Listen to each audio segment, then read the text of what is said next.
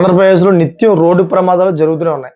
అధికారులు చర్యలు తీసుకున్నప్పటికీ ప్రమాదాలు జరుగుతూనే ఉన్నాయి. తాజాగా కడప జిల్లాలో ఒక బస్సు ఒకటి బోల్తా కొట్టింది. సో, ఈ ఘటన సమయంలో స్పాట్‌లో 40 మంది ప్రయాణికులు ఉన్నారన్నమాట. వారిలో ముగ్గురు పరిస్థితి విషమంగా ఉన్నట్లు కూడా తెలుస్తోంది. అసలు ఏం జరిగిందంటే కడప జిల్లాలోని రోడ్డు ప్రమాదాలు జరిగినప్పుడు బస్సులో ఫిట్‌నెస్‌పై పదే పదే సందేహాలు తలెత్తుతూ ఉన్నాయి. అయినా బస్సు నిర్వాహకులు వాటి గురించి ఏమాత్రం పట్టించుకోవడం లేదు. ఫలితంగా ప్రమాదాలు జరుగుతున్నాయి. కడప జిల్లాలో అలాంటి ఘటన ఒకటి చోటు చేసుకుంది. ఏంటంటే జమ్మలమడుగు, కన్యాతీర్థం ప్రధాన రహదారిపై ట్రావెల్స్ బస్సు బోల్తా పడింది.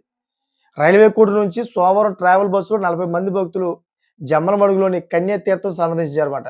ఆ తర్వాత మధ్యాహ్నం భోజనం చేసి తర్వాత అనంతపురం జిల్లా తాడిపత్రికి బయలుదేరారు.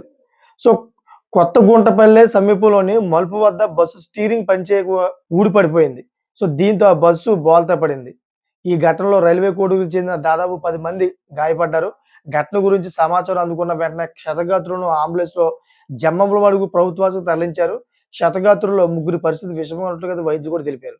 మెరుగైన వైద్యం కోసం అయితే వారిని ప్రొద్దుటూరు ఆసుపత్రికి కూడా తరలించారు. గాయపడిన వారికి చికిత్స వేసి డిశ్చార్జ్ కూడా చేస్తున్నారు. సో, ఇదంతా కూడా బస్‌కి ఫిట్‌నెస్ లేకపోవడం వల్ల ఇలా జరిగింది.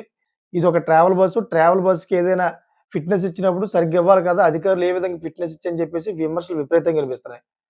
నేను చెప్పేది ఒకటే. బస్సు కండిషన్ సరిగ్గా లేకపోతే ఇటువంటి యాక్సిడెంట్లు జరుగుతాయి. అందుకని బస్సు కండిషన్స్ ఉన్నాయా లేవా అని చెప్పి ఫస్ట్ డ్రైవర్‌ని అడిగి మీరు ఎక్కండి. లేదా ఇటువంటి బస్సు ప్రమాదాలు 100% జరుగుతాయి.